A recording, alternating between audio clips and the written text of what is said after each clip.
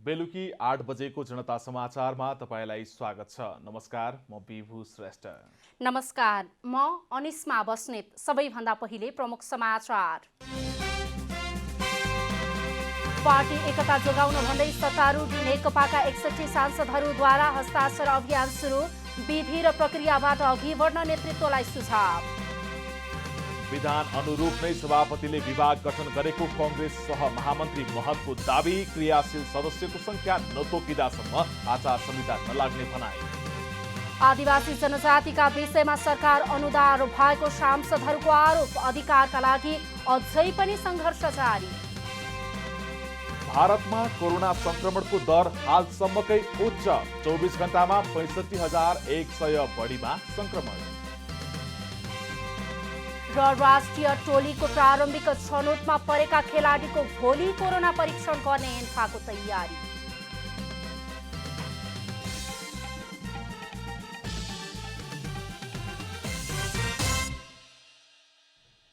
अब पुरा समाचार। पार्टी एकता जोगाउन भन्दै सत्तारूढ नेपाल कम्युनिस्ट पार्टी नेकपामा सांसदहरूले हस्ताक्षर अभियान थालेका छन्। अध्यक्षद्वय केपी शर्मा ओली र पुष्पकमल दाहाल एवं वरिष्ठ नेता माधव कुमार नेपाल तीनै पक्षका 61 सांसदहरूले हस्ताक्षर सार्वजनिक गर्दै नेतृत्वलाई दबाब दिएका हुन्। सत्तारूढ नेपाल कम्युनिस्ट पार्टी नेकपा भित्रको आन्तरिक विवाद अन्त्य गर्दै पार्टी एकता जोगाउन भन्दै नेकपाका 61 जना सांसदहरूले हस्ताक्षर अभियान थालेका छन्। आइतबार नेकपाका अध्यक्षद्वय केपी शर्मा ओली, पुष्पकमल दाहाल र वरिष्ठ नेता माधव कुमार नेपाल तीनै पक्षीय सांसदहरूले हस्ताक्षर अभियान मार्फत दबावमूलक कार्यक्रम अगाडि बढाएका हुन्। कोरोना महामारीले देशको आर्थिक स्थिति कमजोर बनेको अवस्थामा सत्तारूढ दलभित्र विवाद हुनु सकारात्मक विषय नभएको भन्दै सांसदहरूले विधि र प्रक्रियाबाट अगाडि बढ्न शीर्ष नेतृत्वलाई सुझाव दिएका छन्। जनताको चाहिँ भावनालाई चाहिँ आत्मसात गरेर यो परिवर्तनको अनुभूति गर्नुपर्छ भन्ने मान्यता हामीले राखेका छौँ। त्यो कुरा हामी नेतृत्वलाई चाहिँ बुझाउन चाहिरहेका छौँ। त्यसो भएको हुनाले आज जुन ढङ्गबाट हाम्रो पार्टी सञ्चालनको लागि पार्टीको विधान छ, विधिहरू छन्, सरकार सञ्चालनको लागि सरकारको लागि म्यान्डेटको लागि जुन पार्टीले तयार गरेको घोषणा पत्र छ, यो घोषणा पत्रको आधारमा सरकार अगाडि बढ्नु पर्यो। पार्टी फुट्ने कुरामा चाहिँ हामीले सम्झौता गर्न सक्दैनौँ। हामी पार्टी फुटको निमित्त हामीले पार्टी एकता गरेका होइनौँ। सांसदहरूले अबका दिनमा पार्टी एकतालाई असर पुग्ने कुनै क्रियाकलाप हुन नदिने र त्यस्ता कार्यक्रममा भाग नलिने प्रतिबद्धता पनि जनाएका छन्। सांसदहरूले पार्टीभित्र सुधारका लागि दबाब दिन नेताका निवासमा धरना समेत दिने बताएका छन्। निर्वाचित सांसदहरू यस्तो बेलामा किन चुप लागेर बस्ने भनेर हामीले यो अभियान प्रारम्भ गरेका छौँ र अभियानको प्रारम्भमा हामीले हस्ताक्षर गर्यौँ र आज पत्रकार सम्मेलन गर्दैछौँ। यसपछि पनि हाम्रो यो अभियान निरन्तर जारी रहने कुरा पनि म यहाँहरूको बिचमा जानकारी गराउन चाहन्छु। र यो अभियान अन्तर्गत उस्तै पर्यो भने हामी पार्टी कार्यालयमा धरना, त्यसपछि नेताहरूका निवासहरूमा धरनादेखि नेताहरूसँगका विभिन्न प्रकारका भेटघाटहरू पनि हामी तीव्र रूपमा अघि बढाउने पनि म यो अभियानको तर्फबाट जानकारी गराउन पनि चाहन्छु। नेकपा भित्रको वर्तमान सङ्कट समाधानका लागि नेतृत्वलाई दबाब दिन आफूहरू कुनै पनि शीर्ष नेतृत्वको पक्षमा नलाग्ने पनि सांसदहरूले प्रतिबद्धता व्यक्त गरेका छन्। क्यामेरामा विष्णु थापाका साथ रूपा घिमिरे, काठमाडौँ। नेपाली कांग्रेसका सहमहामन्त्री डाक्टर प्रकाश शरण महतले क्रियाशील सदस्यहरूको संख्या नतोकिदासम्म महाधिवेशन सम्बन्धी आचार संहिता नलाग्ने बताउनु भएको छ। पार्टी सभापति शेरबहादुर देउवाले केही विभागमा नेतृत्व गठन गरेसँगै विभिन्न नेताहरूले आचार संहिताको कुरा उठाएका छन्। वरिष्ठ नेता रामचन्द्र पौडेल पक्षले निर्वाचनको प्रक्रिया सुरु भइसकेको आचार संहिता लागू हुने भन्दै सभापतिले विभागको नेतृत्व गठन गरेर आचार संहिता विपरीत काम गरेको आरोप लगाएको छ। तर सहमहामन्त्री महतले वडाहरूले सदस्यहरूको नामावली बुझाएपछि र सभापतिले सार्वजनिक नगर्दासम्म आचार संहिता नलाग्ने स्पष्ट पार्नुभयो। सक्रिय सदस्यता टुङ्गो लागेकै छैन। त्यो वार्डले दिएर त्यसपछि फेरि चाहिँ केन्द्रीय छानबिन समितिले छानबिन गरेर टुङ्गो लगाएर पार्टी सभा सही गरेर त्यो सार्वजनिक गरेपछि बल्ल हाम्रो चाहिँ मतदाता नावली चाहिँ सार्वजनिक हुन्छ। तपाईँले राष्ट्रिय निर्वाचनमा मतदाता नावली नै नआइकन तपाईँले आचार संहिता लाग्छ लाग्दैन।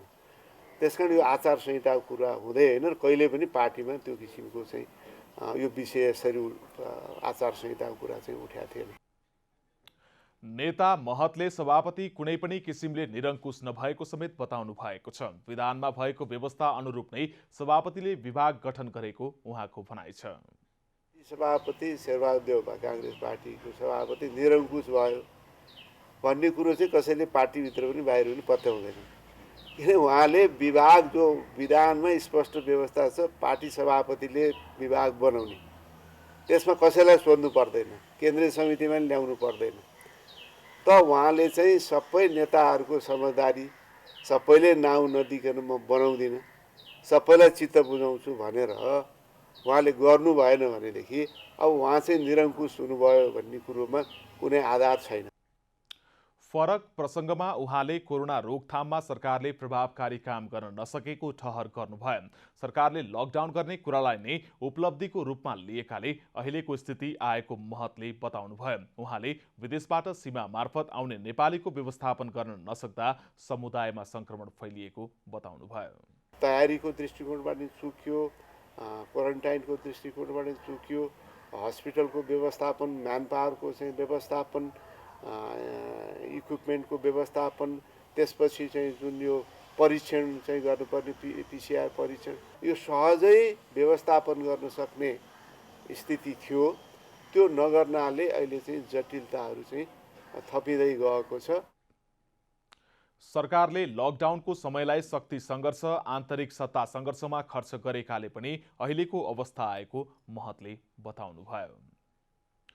नेपालमा कोरोना भाइरसबाट आज थप 2 जनाको मृत्यु भएको छ। स्वास्थ्य तथा जनसङ्ख्या मन्त्रालयको नियमित पत्रकार सम्मेलनमा मन्त्रालयका प्रवक्ता डाक्टर जागेश्वर गौतमले पछिल्लो 24 घण्टामा थप 2 जनाको मृत्यु भएको जानकारी दिनुभयो। मृत्यु हुनेमा कास्कीको पोखरा महानगरपालिकाका 62 वर्षीय पुरुष र पर्सा वीरगञ्जकी 20 वर्षीय महिला हुन्। यो सँगै नेपालमा कोरोनाबाट मृत्यु हुनेको संख्या 75 पुगेको छ।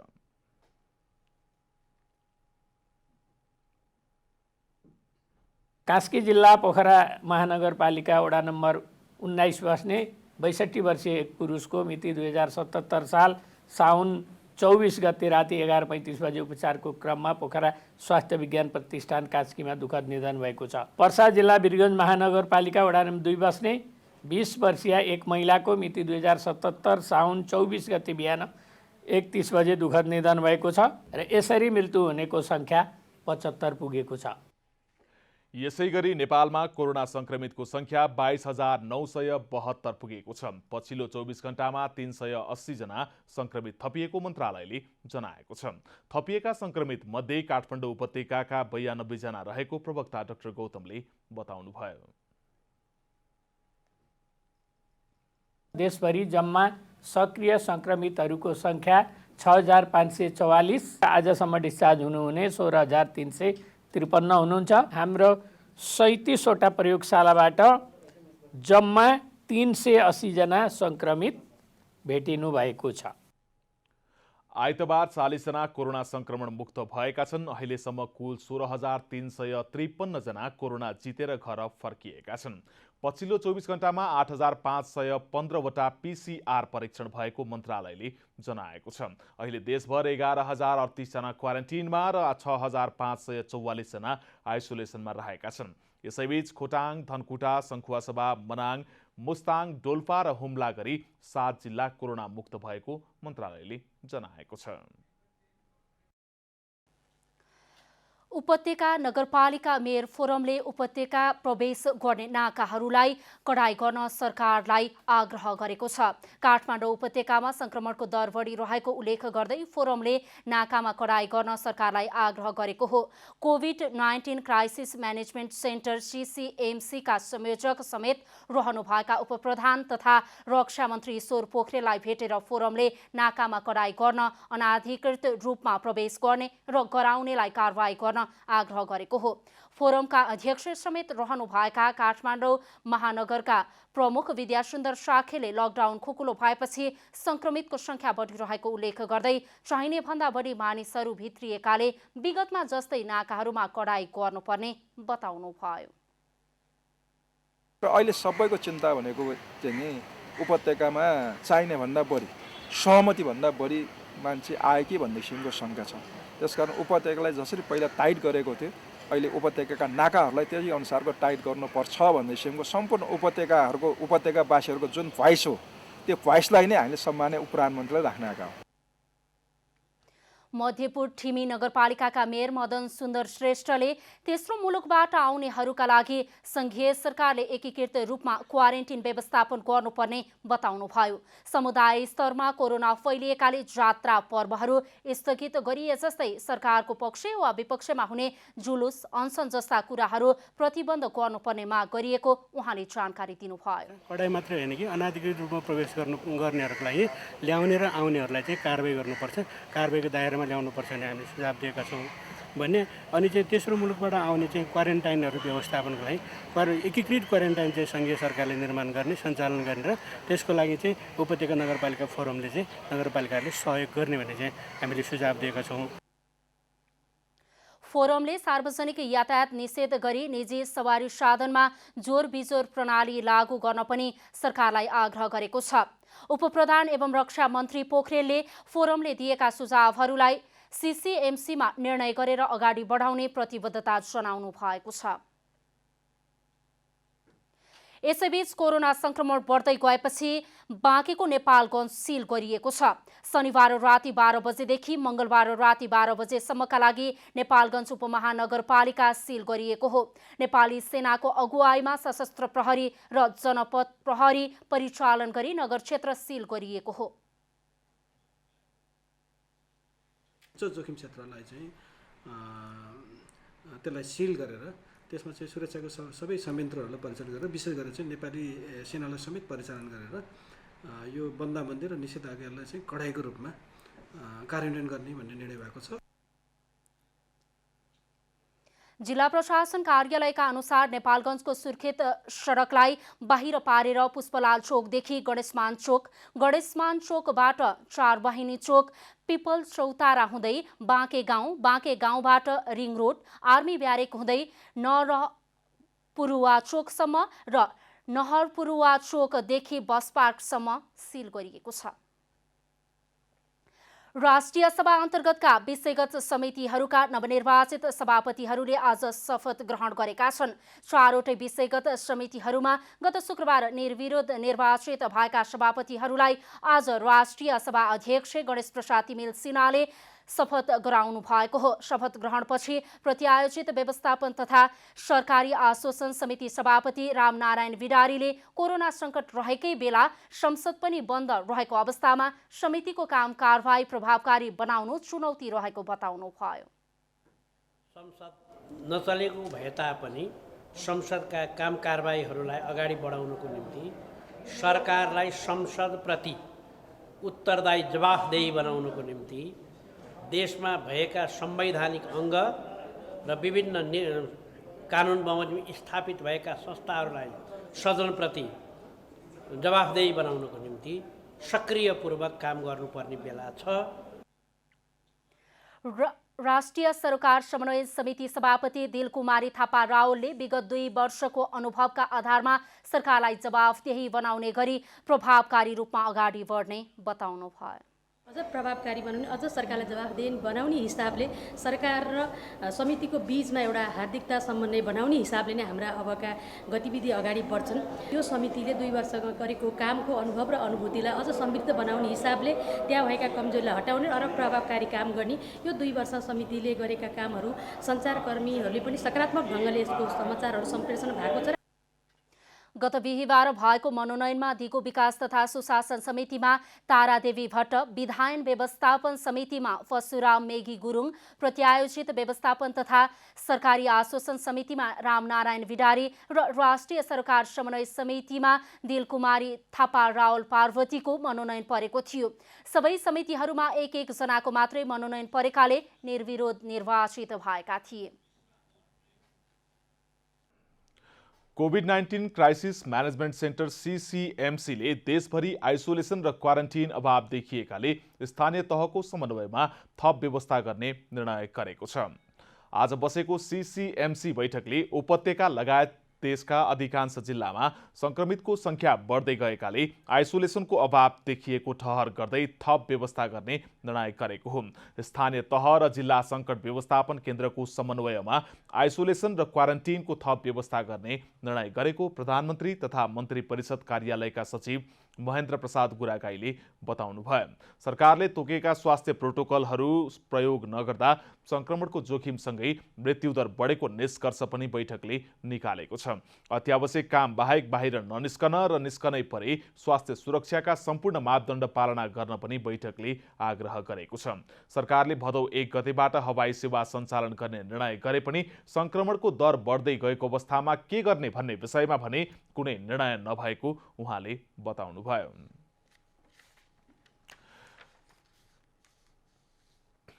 जनता समाजवादी पार्टी जसपा केन्द्रीय कार्यकारिणी समिति बैठकले पार्टीको आन्तरिक समायोजन निर्देशिका पारित गरेको छ। बुधबारबाट सुरु भई शनिबार सम्पन्न बैठकले पार्टी एकताको आन्तरिक समायोजन निर्देशिका पारित गरेको हो। समाजवादी पार्टी र राष्ट्रिय जनता पार्टी मिलेर बनेको जनता समाजवादी पार्टीको पहिलो केन्द्रीय कार्यकारिणी समिति बैठकले पार्टीको आन्तरिक समायोजनको निर्देशिका पारित गरेको केन्द्रीय कार्यकारिणी सदस्य केशव झाले बताउनुभयो। समायोजनका कुराहरू छ दुईटै पार्टी बीचमा, त्यसकारणले समायोजन निर्देशिका हामीले पारित गरेका छौँ। आन्तरिक आचार संहिताहरू पनि हामीले टुङ्ग्याएका छौँ र खास गरेर हामीले समसामयिक राजनीतिक परिस्थितिमा 11वटा बुँदा हामीले राखेका छौँ। निर्देशिका जारी भएपछि अब पार्टीका अन्य पदाधिकारी चयनको बाटो खुलेको छ। जसपाले तत्कालीन समाजवादी पार्टी र जसपाको क्रियाशील सदस्यता र निर्वाचनमा प्राप्त गरेको समानुपातिक मतका आधारमा समायोजन टुङ्गो लगाउनेछ। 26औं विश्व आदिवासी दिवस मनाइएको छ। दिवसका अवसरमा आयोजित कार्यक्रममा सहभागी विभिन्न दलमा आबद्ध आदिवासी जनजाति सांसदहरूले सरकार जनजातिका विषयमा अनुदार भएको आरोप लगाएका छन्। 26औं विश्व आदिवासी दिवसका अवसरमा सांसद शेरबहादुर तामाङले आदिवासी जनजातिका विषयमा सरकार अनुदार भएको आरोप लगाउनुभयो। उहाँले आदिवासी जनजातिहरू मुलुक परिवर्तनमा मात्र नभई शोषित उत्पीडनमा परेकाहरूको अधिकारका लागि पनि लड्दै आएको बताउनुभयो। यो अघोषित ककसहरू अहिले हाबी भएको छ, तर हामी चाहिँ ककसै बनाउन डराएका छौँ, हामी थर्केका छौँ। उनीहरूले भोलि के पो गरिदिन्छ भनेर हामी आफै चाहिँ एकदमै थरथर कामेको अवस्था छौँ। तर पनि यो हाम्रो मुभमेन्ट यो मुलुककै समृद्धिको लागि हो, यो मुलुककै चेन्जको लागि हो। आदिवासी जनजातिसँगै सम्पूर्ण समुदाय, शोषित पीडित पछाडि परेका समुदायको आर्थिक समृद्धिको लागि हो। यो कुरालाई हामीले राम्रोसँग बुझाएर अगाडि जान सक्यौँ भने हाम्रा सबै चिजहरू स्थापित हुनेछन्। त्यस्तै बहादुर सिंह लामाले आदिवासी जनजातिले पाउने कोटाको विषयमा सरकार गम्भीर हुनुपर्ने भन्दै आदिवासी जनजाति प्रतिष्ठानलाई आवाज उठाउन आग्रह गर्नुभयो। सत्तामा गइसकेपछि त्यो कुरा उजागर नहुँदो रहेछ। जति बाहिर उजागर गर्थ्यौँ, सत्तामा गइसकेपछि त्यसलाई कसरी हुन्छ ठम्काउने कि भने भोलि तपाईँको अवसरहरू घुम्न सक्छ, भोलि चाहिँ तपाईँलाई यस्तो किसिमको गर्न सक्छ भनेपछि लथरकै लगिने र टाङ्गुनी छिर्नुपर्ने अवस्था हुँदो रहेछ। सांसद रामचन्द्र राईले आदिवासीको हक अधिकार सुनिश्चित गर्नुपर्ने कुरामा जोड दिनुभयो। आदिवासी जनजातिको क्षेत्रमा देखिएका पहिचान पहुँच र प्रतिनिधित्व सभामा रहेका कमीहरूलाई सूत्रबद्ध रूपमा बाहिर ल्याउने र त्यसबाट निकास पाउनको लागि त्यसलाई हाम्रा समस्याहरूलाई ठिक ढङ्गले समाधान गर्ने गरी पहल कहिले गरोस्। आदिवासी जनजाति उत्थान राष्ट्रिय प्रतिष्ठानका महासचिव सुरेश आले मगरले आदिवासी जनजातिका अधिकारका लागि अझै पनि सङ्घर्ष जारी रहेको बताउनु भएको छ। नेपालका आदिवासी जनजातिहरूले अझै लक्ष्य भेटिसकेका छैनन्, उनीहरू अझै आफ्नो गन्तव्यमा पुगिसकेका छैनन्। उनीहरूको यात्रा निरन्तर जारी छ। यो यात्रामा अझै सशक्त प्रकारले अगाडि बढ्नको लागि निर्भीक रूपमा कुनै पद अवसरको लोभ लालच गरेर होइन, निर्भीक रूपमा निस्वार्थ रूपमा अघि बढ्नका लागि ऊर्जा र प्रेरणा देओस्। कार्यक्रममा आदिवासी जनजातिहरूमाथिको उत्पीडन र नेपालको आर्थिक, सामाजिक तथा राजनीतिक संरचनाका विषयमा डाक्टर सञ्जीव हुमागाईले कार्यपत्र प्रस्तुत गर्नुभएको थियो भने प्राध्यापक डाक्टर कृष्ण हाछेतुले नेपालको परिवर्तित र राजनीतिक सन्दर्भमा आदिवासी जनजाति उत्थान राष्ट्रिय प्रतिष्ठानको आगामी कार्यक्रम र कार्यभारको विषयमा कार्यपत्र प्रस्तुत गर्नुभएको थियो। क्यामेरामा साजन थापाका साथ अभिषेक सापकोटा, काठमाडौँ। विगतका वर्षहरूमा तामझामका साथ मनाइने विश्व आदिवासी दिवस कोरोना महामारीका कारण यस वर्ष सामान्य रूपमै मनाइयो। पछिल्लो समय पहिचान र प्रतिनिधित्वको आन्दोलन कमजोर भएको भन्दै असन्तुष्टि व्यक्त गर्न पनि थालिएको छ। 23 डिसेम्बर 1994 को संयुक्त राष्ट्रसङ्घको साधारण सभाले 9 अगस्टलाई अन्तर्राष्ट्रिय आदिवासी दिवसको रूपमा मनाउने निर्णय गरेसँगै विश्वभरका आदिवासी समुदायले यो दिवस मनाउँदै आएका छन्। 2062-63 को जनआन्दोलनसँगै नेपालको संविधानमा आदिवासी जनजाति तथा सीमान्तकृत वर्गको राजनीतिक तथा प्रतिनिधित्व सहित अधिकार सुनिश्चित गरेको थियो। तर पछिल्लो समय केही व्यक्तिहरू समानुपातिक कोटामा माथि पुगे तापनि अधिकांश आदिवासी जनजातिको अवस्था भने उस्तै रहेको कुरा आदिवासी जनजाति नेताहरू नै स्वीकार गर्छन्। आदिवासी जनजातिहरूले पनि समयक्रम अनुसार आफूलाई परिष्कृत बनाउँदै जानुपर्ने देखिएको छ। हामीले चाहिँ अब हाम्रो देशको जुन परिस्थिति छ त्यो अनुरूप हामीले आफूलाई अपडेट गर्दै अगाडि बढ्नु पर्दछ है। जस्तो पञ्चायतकालको कुरा गर्नुभयो, पञ्चायतकालमा म आदिवासी जनजाति हुँ, मेरो भाषा मगर हो भन्न पाउने स्थिति थिएन, बोल्नै पाउँथेन त पाउँथ्यो र। 2046 सालको जनआन्दोलन पछाडि हामीले सीमित प्रजातन्त्र सहितको अब एउटा सीमित प्रजातान्त्रिक अधिकार सहितको बहुदलीय व्यवस्था हामीले पायौँ। त्यसपछि चाहिँ हामी आदिवासी जनजातिको भावना यो है। पछिल्लो समय आदिवासी जनजाति नेताहरूकै कारण पहिचान र प्रतिनिधित्वको आन्दोलन कमजोर भइरहेको प्रश्न उठिरहेको छ। यस्तैमा आदिवासी जनजातिको संस्कृति, संस्कार र भाषालाई सम्पत्तिको रूपमा लिएर यसको संरक्षणमा सरकारको ध्यान जानुपर्ने जनजाति नेताहरू बताउँछन्। जस्तो हामी अब हाम्रो मान्यता के हो भने जस्तो तपाईँको आदिवासी जनजातिहरूको भाषा, संस्कृति, परम्पराहरू, रीतिथितिहरू हाम्रो देशको चाहिँ तपाईँको अब सम्पदा हो हैन। सम्पदा हो भने राज्यले त्यसलाई चाहिँ संरक्षण गर्ने सन्दर्भमा विशेष नीति लिनुपर्दछ।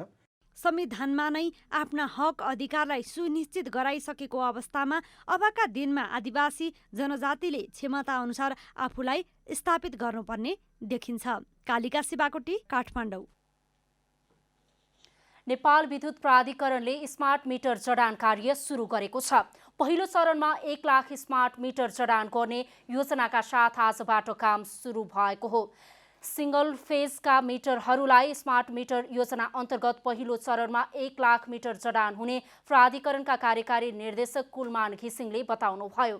उपत्यकाका 3वटै जिल्लामा कम्तीमा 5 लाख स्मार्ट मिटर आवश्यक पर्ने उल्लेख गर्दै उहाँले पहिलो चरणमा 1 लाख र दोस्रो चरणमा उपत्यका लगायत देशैभरि स्मार्ट मिटर जडानको काम सुरु गरिने बताउनुभयो।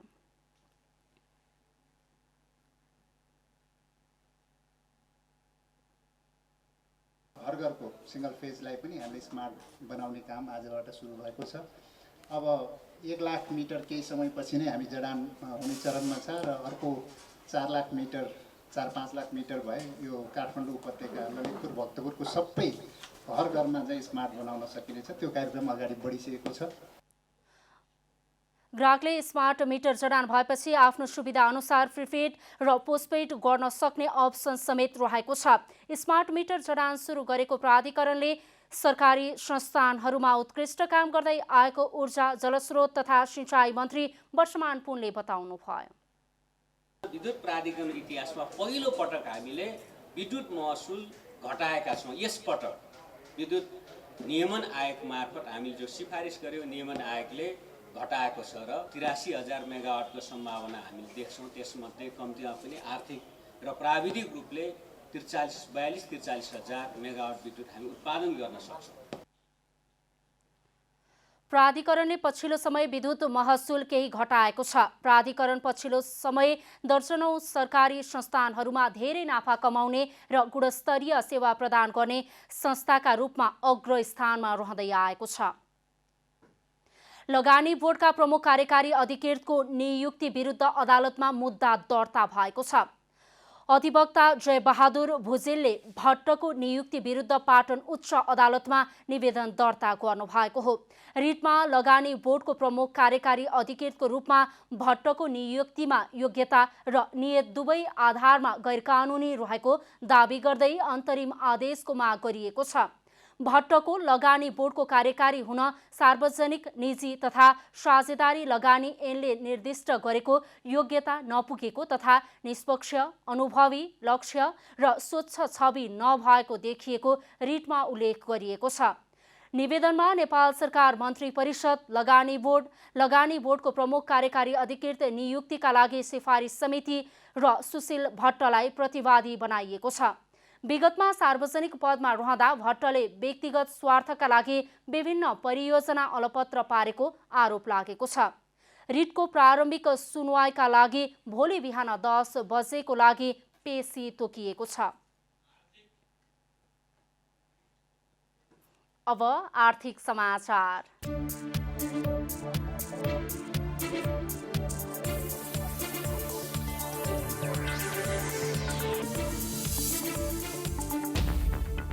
नेपाल राष्ट्र ब्याङ्कले ब्याङ्क तथा वित्तीय संस्थाका कर्मचारीलाई आलो पालो प्रणालीबाट काममा लगाउन निर्देशन दिएको छ। आइतबार केन्द्रीय ब्याङ्कले निर्देशन जारी गर्दै आवश्यकता अनुसार समूह विभाजन गरी आलो पालो प्रणालीमा कर्मचारी उपस्थित हुने व्यवस्था मिलाउन ब्याङ्क तथा वित्तीय संस्थालाई भनेको हो। विभिन्न स्थानमा बन्दाबन्दी कायमै रहेको र कतिपय ठाउँमा निषेधाज्ञा, सार्वजनिक तथा निजी सवारी साधनको आवागमनमा जोर बिजोर प्रणाली लगायत भएकाले वर्क फ्रम होमको व्यवस्था मिलाएर काम गराउन पनि राष्ट्र ब्याङ्कले निर्देशन दिएको छ।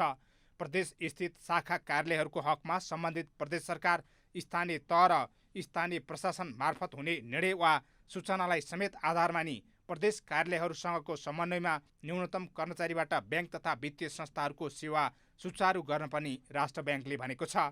राष्ट्र ब्याङ्कले सेवा सुचारू नगरिएका शाखाहरूको विवरण दैनिक रूपमा राष्ट्र ब्याङ्कलाई जानकारी गराउन पनि भनेको छ।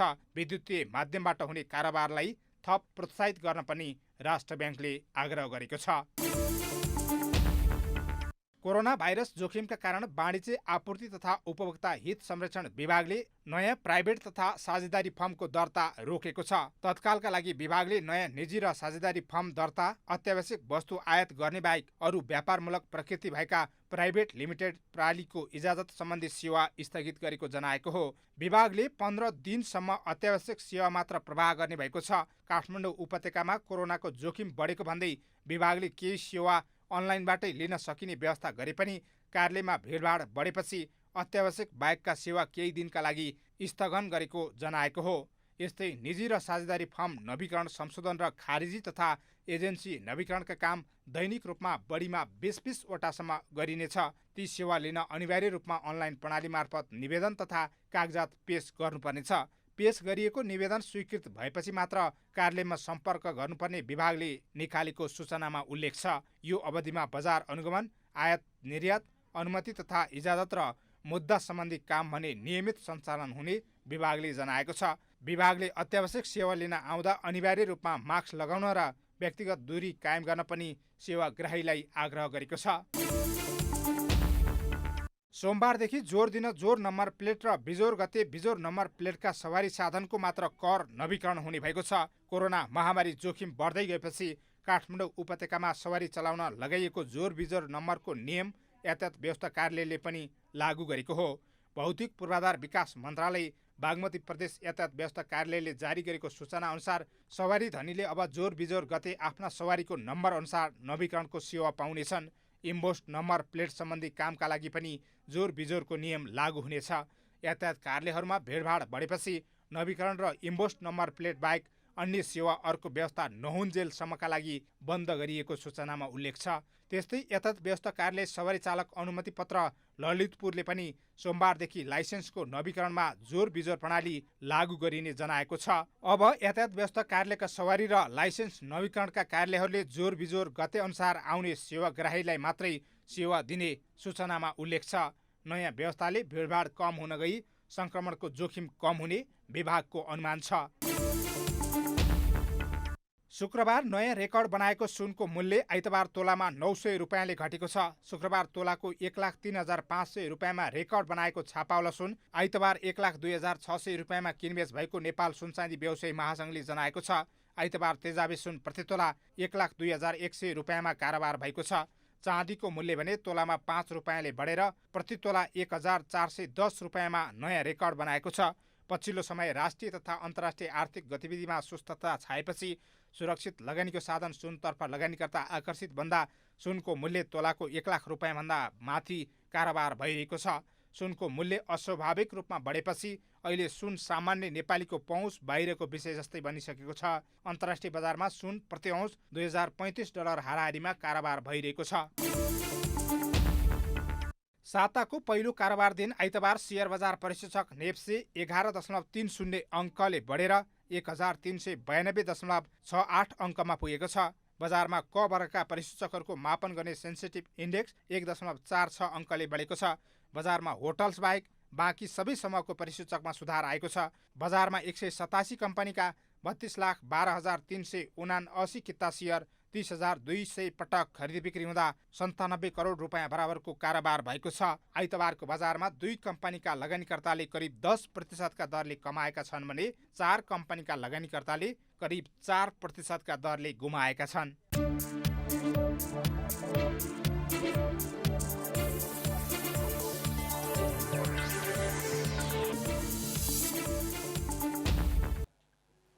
अब खेलकुद समाचार।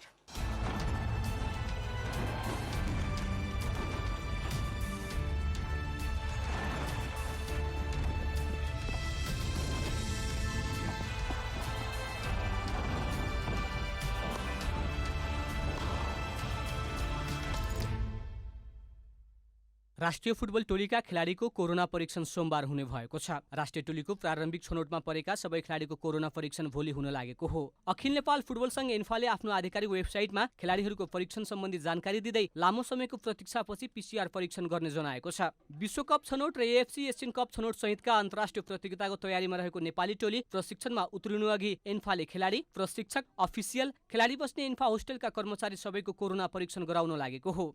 सोमबारबाट अहिले क्वारेन्टाइनमा बसेका 33 खेलाडी सहित सबैको पीसीआर परीक्षणको क्रम सुरु हुने एन्फाले जनाएको छ।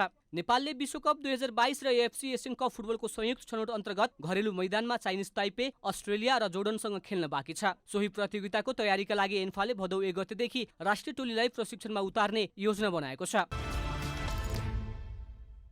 इङ्ग्लिस फुटबल एसोसिएसनले रङ्गभेद विरुद्धमा थप कडा भएर प्रस्तुत हुने निर्णय गरेको छ। एसोसिएसनले रङ्गभेदका विषयमा नयाँ नियम जारी गर्दै त्यसको अनिवार्य पालनाका लागि खबरदारी गर्ने भएको छ। एसोसिएसनको यो नियमपछि एफएका कुनै पनि खेलाडीले रङ्गभेदलाई प्रशय पुग्ने गतिविधि गर्न पाउने छैनन्। कुनै पनि खेलाडी रङ्गभेद सम्बन्धी क्रियाकलापमा संलग्न भएको पाइएमा उनीहरूले 6 देखि 12 खेलको प्रतिबन्ध भोग्नु पर्नेछ।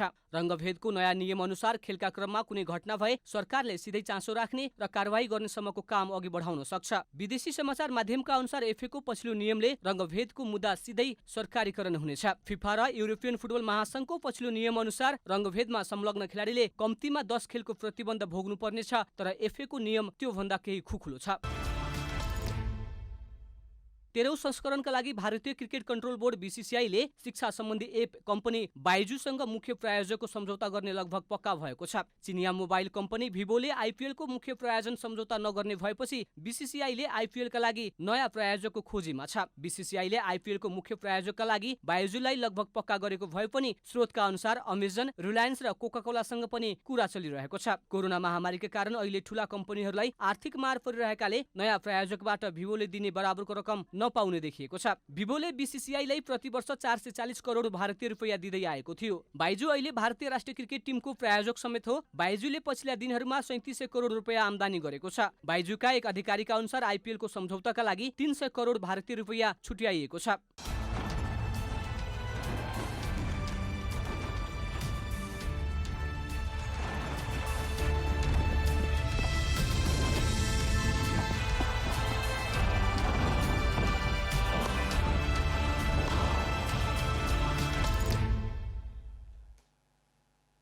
अन्त्यमा आजको डायरी। पार्टी एकता जोगाउन भन्दै सत्तारूढ नेपाल कम्युनिस्ट पार्टी नेकपाका सांसदहरूले हस्ताक्षर अभियान थालेका छन्। अध्यक्षद्वय केपी शर्मा ओली र पुष्पकमल दाहाल एवं वरिष्ठ नेता माधव कुमार नेपाल तीनै पक्षका 61 सांसदहरूले हस्ताक्षर सार्वजनिक गर्दै नेतृत्वलाई दबाब दिएका छन्। नेपालमा कोरोना भाइरसबाट आज थप 2 जनाको मृत्यु भएको छ। मृत्यु हुनेमा कास्की पोखरा महानगरपालिकाका 62 वर्षीय पुरुष र पर्सा वीरगञ्जकी 20 वर्षीय महिला हुन्। यो सँगै नेपालमा कोरोनाबाट मृत्यु हुनेको संख्या 75 पुगेको छ भने नेपालमा कोरोना संक्रमितको संख्या 22,972 पुगेको छ। आज 26औं विश्व आदिवासी दिवस मनाइएको छ। दिवसमा आयोजित कार्यक्रममा उपस्थित विभिन्न दलमा आबद्ध आदिवासी जनजाति सांसदहरूले सरकार जनजातिका विषयमा अनुदार भएको आरोप लगाएका छन्। श्रीलङ्का पिपल्स पार्टीका नेता महिन्दा राजपक्षे चौथो पटक श्रीलङ्काको प्रधानमन्त्री बन्नु भएको छ। उहाँलाई उनका भाइ एवं श्रीलङ्काली राष्ट्रपति गोटाबाया राजपक्षले पद तथा गोपनीयताको शपथ दिलाउनु भएको हो। राष्ट्रिय फुटबल टोलीका प्रारम्भिक छनौटमा परेका सबै खेलाडीको कोरोना परीक्षण भोलि हुन लागेको छ। अखिल नेपाल फुटबल संघ इन्फाले आफ्नो आधिकारिक वेबसाइटमा खेलाडीहरूको परीक्षण सम्बन्धी जानकारी दिँदै लामो समयको प्रतीक्षापछि पीसीआर परीक्षण गर्ने जनाएको हो।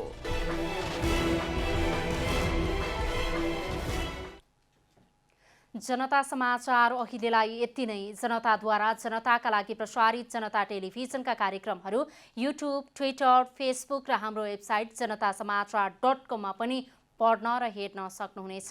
सूचनामा तपाईको सहभागिता, समयमा समाचार हाम्रो प्रतिबद्धता। कोरोना भाइरसको संक्रमणबाट बच्न नियमित रूपमा हात धुऔं, भिडभाडबाट टाढै रहौं।